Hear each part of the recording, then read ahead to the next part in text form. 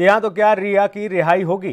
सुशांत सिंह राजपूत की मौत के मामले की जांच सामने आई और ड्रग्स मामले में गिरफ्तार हुई रिया चक्रवर्ती और उनके भाई शौविक की जमानत याचिका पर बॉम्बे हाई कोर्ट में सुनवाई हुई, जहां रिया के वकील ने अपनी दलील देते हुए रिया की रिहाई की मांग की और वहीं नारकोटिक्स कंट्रोल ब्यूरो ने रिया चक्रवर्ती और उसके भाई शौविक की जमानत याचिका का कोर्ट में विरोध किया।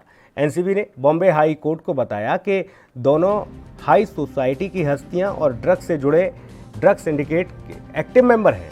एनसीबी ने दोनों को जमानत याचिका का विरोध किया है।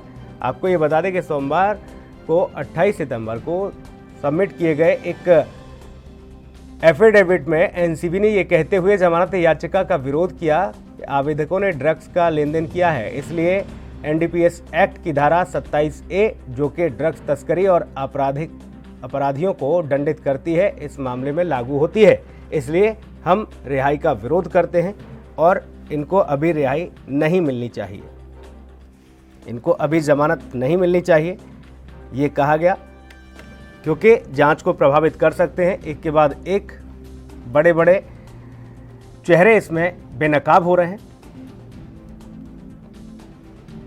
इस पूरी खबर की बारीकी से पड़ताल करेंगे। मुंबई में हमारी टीम पल पल की अपडेट के साथ मौजूद रहती है। एनसीबी ने किया जमानत का विरोध जाहिर तौर पर, हालांकि रिया के जो अधिवक्ता हैं उन्होंने ये कहा कि उन्हें जमानत मिलनी चाहिए, लेकिन एनसीबी ने एक एफिडेविट में सीधे तौर पर यह कहा कि एनडीपीएस एक्ट 27A के तहत ये लोग गंभीर धाराओं में संलिप्त हैं और ऐसे में इन लोगों को अभी जमानत नहीं दी जानी चाहिए। ये बड़ी हस्तियां हैं और ये लोग जांच को प्रभावित कर सकते हैं, क्योंकि बड़े बड़े चेहरे बेनकाब हो रहे हैं बॉलीवुड में। इसलिए रिया और शौविक को अभी जमानत नहीं मिलनी चाहिए। बॉम्बे हाई कोर्ट में इस मामले की सुनवाई। तो बड़ी खबर, अपराधियों को दंडित करती है वो जाहिर तौर पर इस तरीके के जो धाराएं होती हैं उसमें अपराधियों को दंडित करने का प्रावधान है। इस मामले में वो धारा लागू होती है, जांच को प्रभावित कर सकती है रिया। एनसीबी ने सीधे तौर पर अपने एफिडेविट में ये कहा और रिया की याचिका पर हाईकोर्ट में सुनवाई के साथ ही सवाल ये, क्या रिया की होगी रिहाई? एनसीबी ने हालांकि जमानत का विरोध किया है, सीधे तौर पर कहा है कि इनकी रिहाई नहीं होनी चाहिए, इनको जमानत नहीं मिलनी चाहिए। दोनों नामचीन हस्तियां हैं, बड़ी हस्तियां हैं और ये लोग जांच को प्रभावित कर सकते हैं। ड्रग्स केस में फंसे हैं रिया और शौविक। सुशांत सिंह राजपूत के मामले से जुड़ा हुआ ये पूरा वाकया, उनकी हत्या या आत्महत्या उन्होंने की, इसका अभी तक खुलासा नहीं हो सका है। सीबीआई उस जांच में लगी हुई है। मुंबई लिए चलेंगे, सत्यप्रकाश हमारे सहयोगी लगातार बने हुए हैं मुंबई से। सत्यप्रकाश, बॉम्बे हाई कोर्ट में सुनवाई हुई, क्या कुछ अपडेट पहले आपके पास?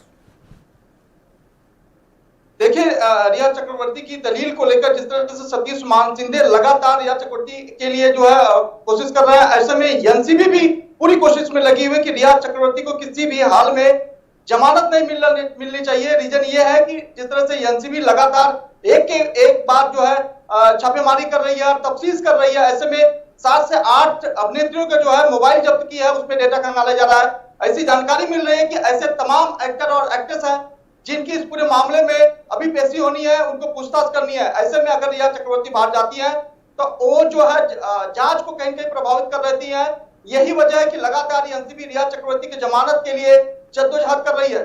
जी बिल्कुल, जद्दोजहद कर रही है। क्या सुनवाई पूरी हो चुकी है या सुनवाई चल रही है सत्यप्रकाश? देखिए, सुनवाई पूरी हो चुकी है, लेकिन माननीय कोर्ट का अभी जो है फैसला नहीं आया। बताया जा रहा है कि 1 से 1.5 घंटे और लगेंगे, जिसके बाद फैसला आ जाएगा।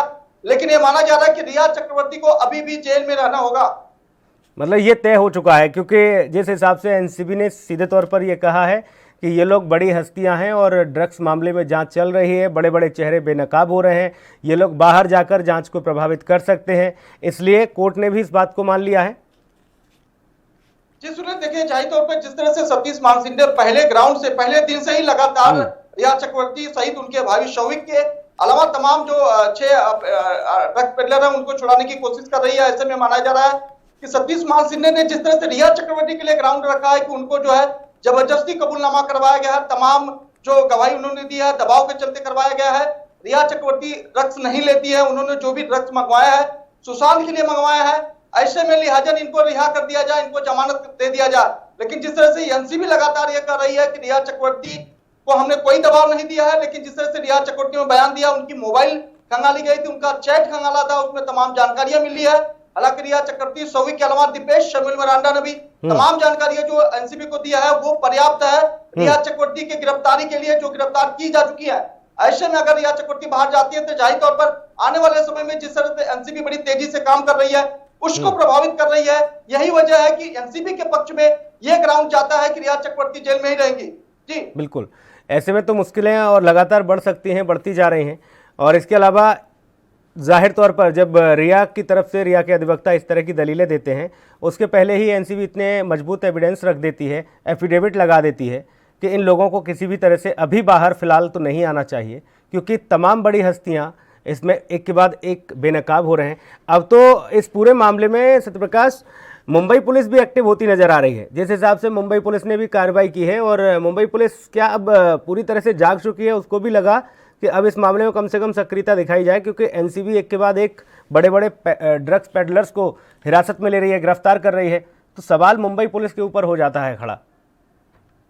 देखिए सुनील, शुरुआती दौर में मुंबई पुलिस को लोग जो है इस तरह से बातें कर रहे थे, मुंबई पुलिस पूरे मामले में सक्रिय नहीं है लगातार। लेकिन जिस तरह से मुंबई की समता नगर पुलिस के अलावा क्राइम ब्रांच 9 ने जो बड़े आरोपी को पकड़ा है, जोमेटो के नाम पर जो है बड़े पैमाने पर जो ड्रग्स की हेराफेरी करता था, लॉकडाउन के अलावा तमाम टीवी सितारों को उन्होंने ड्रग्स मुहैया करवाया। ऐसे में उसके साथ साथ मुंबई पुलिस की भी तारीफ करनी होगी कि आए दिन मुंबई पुलिस लगातार छापेमारी कर रही है और ड्रग्स जैसे तमाम चीजों को बरामद कर रही है। जिस तरह से मुंबई के समता नगर में ड्रग्स पेडलर को पकड़ा गया, ऐसा बताया जा रहा है कि काफी बड़े गिरोह का हाथ है। हालांकि मुंबई समता नगर पुलिस लगा इस पूरे मामले में लगी हुई है और आने दिनों में बड़े खुलासा कर सकती है। बिल्कुल, जाहिर तौर पर पुलिस हो या फिर जितनी भी जांच एजेंसियां हो और जिनको जिम्मेदारी दी गई है, वो सभी लोग अपनी जिम्मेदारियों को बखूबी अदा करें तो शायद कुछ हद तक लगाम लग पाए इस तरीके के अपराधों में। और जिस दिन सभी ने ठान लिया कि अगर इस तरह के रैकेट को, इस तरह के गैंग को ख़त्म करना है, तो वो दिन भी दूर नहीं कि ये सब सारे लोग, जितने भी लोग अपराधी हैं, वो सब सलाखों के पीछे होंगे। बहुत शुक्रिया तमाम महत्वपूर्ण जानकारी के लिए आपका। और इस विशेष में इतना ही। बाकी खबरों के लिए आप बने रहिए एएनबी न्यूज़ के साथ। नमस्कार।